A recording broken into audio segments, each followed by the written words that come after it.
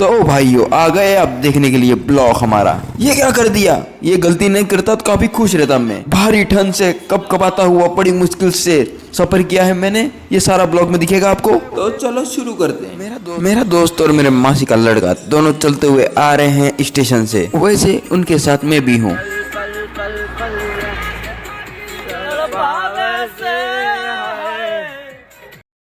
तो आखिरकार हम आ चुके हैं खाटू श्याम जी के दरबार में। देख सकते हो बड़ा सा द्वार। आज उनका बर्थडे भी है, वैसे बड़े सही टाइम पे हम आए हैं।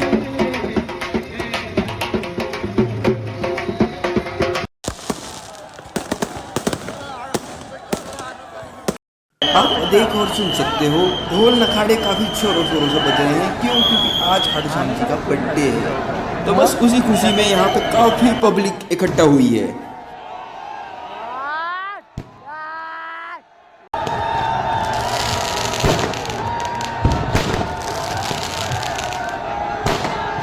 अरे ये क्या हो गया, इस भीड़ में मेरे दोस्तों को कैसे ढूंढूंगा मैंने चारों ओर नजर फैलाई और देखा आसपास, लेकिन मेरे को कहीं दिखे नहीं मेरे दोस्त। खाटू श्याम जी के हाल पे छोड़ दिया मैंने अपने आप को। तभी अगले दिन की 12 बज चुकी थी और ये देखो काफी सेलिब्रेशन कर रहे हैं लोग।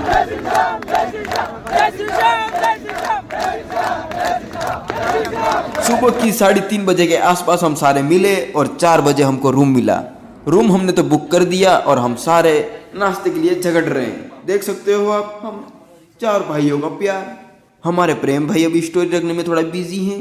बस थोड़ी ही देर में हम यहाँ से निकलेंगे फ्रेश होके नाश्ता करने के लिए।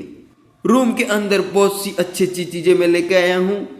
आप तो देखो इतनी सारी चीजें एक साथ खाने में मजा ही आ जाएगा हमको, लेकिन इनसे मेरा पेट नहीं भरा तो हम निकल गए बाहर जाते ही हमने बहुत ढूंढा और हमको मिले पराठे। कसम से कह रहा हूँ टेस्ट काफी एवरेज था। पराठे खा के घोड़े भेज के सो गए, काफी थक गए थे हम। अगले दिन करीब 2 बजे के आसपास हम उठे, सीधा वॉशरूम की ओर गया और सीधा जाके परमाणु बम ब्लास्ट किया। अब काफी हल्का फुल्का लग रहा है, तो चलो इसे अब जल्दी से जल्दी भरा जाए। तो उसी की खोज में भूखे लकड़हारे की तरह खाना ढूंढ रहे थे। काफी रेस्टोरेंट में ढूंढने के बाद भी हमें कुछ समझ में नहीं आ रहा था और यहाँ पे के साथ दंगल कर रहा था। उसी समय सामने वाले रेस्टोरेंट में जाके बैठ गया। हमारे सिद्धू महोदय जी पहले भी आ चुके हैं। खाटू श्याम जी लाइक सब्सक्राइब कर दो फटाफट। उन्होंने कहा यहाँ पे पराठे काफी टेस्टी मिलेंगे। रूम में आते ही कैसी कैसी हरकत करते हैं ये लोग। गुलाब का फूल लेके हम जा रहे हैं। आप तो समझ ही गए हो कि कहाँ जा रहे हो, लेकिन हम बता देते हैं खाटू श्याम जी के अब दर्शन करने जा रहे हैं हम। भाई यहाँ पे इतनी पब्लिक है ये तो मेरे को पता ही नहीं था, क्योंकि मैं फर्स्ट टाइम आया हूँ। मेरे फ्रेंड ने बोला इस बार तो कुछ ज़्यादा ही पब्लिक आई है। मंदिर के रास्ते से जा ही रहे थे, उसके बीच में कुंड दिखा। मैं सोच रहा था छोटा मोटा कुंड होगा, अंदर जाके देखा तो मेरे रोंगटे खड़े हो गए भाइयों। कम से कम 100 से 150 जने कुंड में नहा रहे थे या फिर हाथ फेर दो रहे थे। ये सब देखने के बाद मेरा दिमाग काम ही नहीं कर रहा। एक साथ एक कुंड में इतने लोग भी रह सकते हैं, मैंने कभी इमेजिन भी नहीं किया। आज जो मैंने अपनी 2 खुली आंखों से देखा तो कुछ समझ में नहीं आया। इस भीड़ में मुझे नीचे जाने की हिम्मत भी नहीं हो रही थी, तो इसलिए मैं चुपचाप वापिस अपने जूते लेने निकल पड़ा।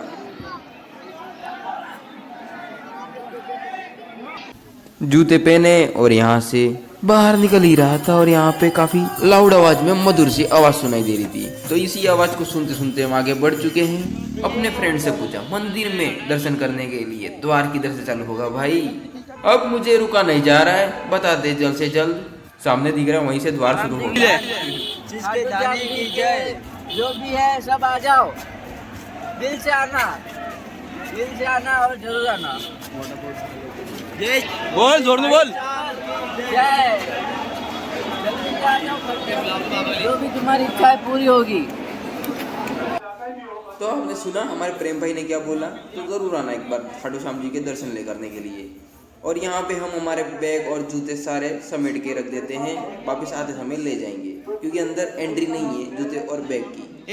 एक बार मैंने सबको पूछ लिया, भाई अपना बैग बराबर रख दिया है? हाँ रख दिया है। तो निकलते हैं हम जल्द से जल्द, क्योंकि मैं उधर से देख रहा था तो काफी ज्यादा ही भीड़ थी।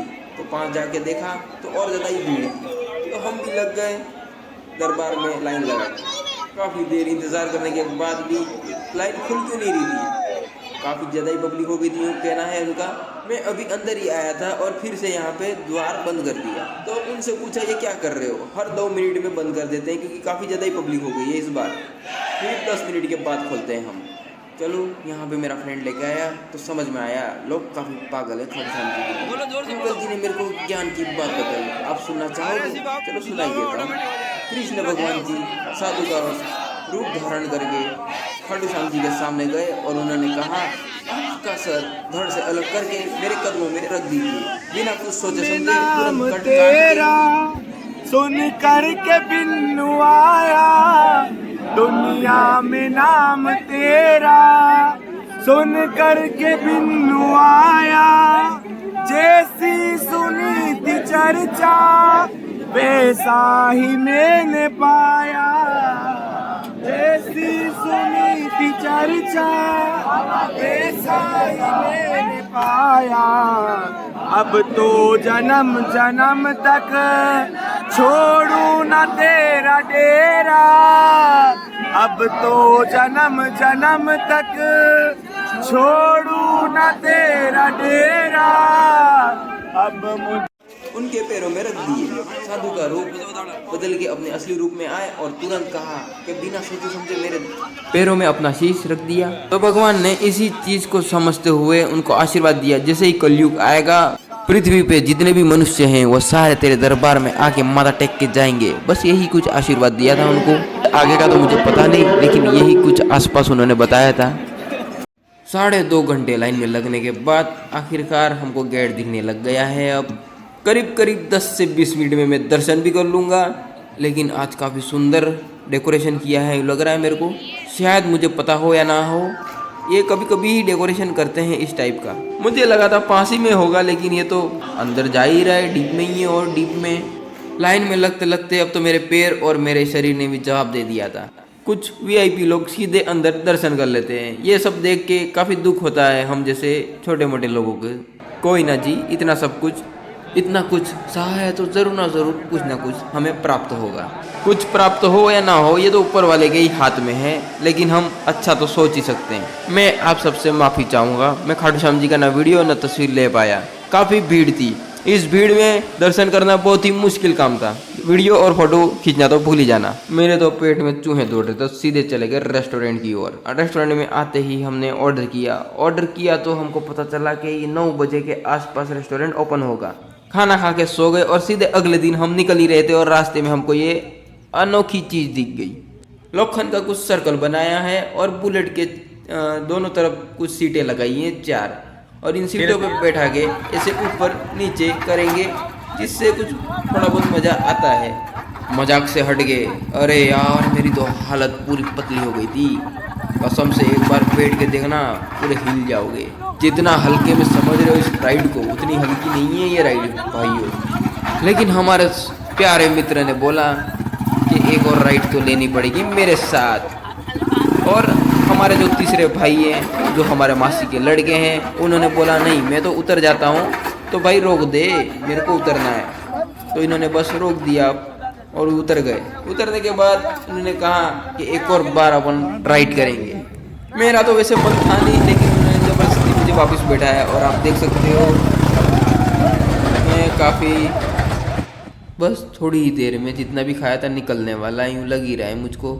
यहाँ से फटाफट बाहर निकले और ई रिक्शा हमने बुक करी और यहाँ से निकल गए स्टेशन की ओर। सॉरी भाइयों, स्टेशन पे तो हम जाने वाले थे, लेकिन हमारा मूड चेंज हो गया। अब हम यहाँ से सीधे जाएंगे बस स्टेशन की ओर। बस स्टेशन बस थोड़ी ही देर में हम पहुँच जाएंगे। उससे पहले आप देख सकते हो हम ई रिक्शा में कैसे इंजॉय के साथ हम बैठे हुए हैं। वैसे ई रिक्शा का काफ़ी ज़्यादा ही पेमेंट हो चुका है, मुश्किल से कम 10 किलोमीटर का रास्ता हुआ है, लेकिन इन अंकल जी ने हमारे पास से पूरे 650 रुपये ले लिए। क्या कर सकते हैं, मजबूरी का नाम है फ़ायदा। कोई ना जी, हमने अंकल जी को पैसे दे दिए।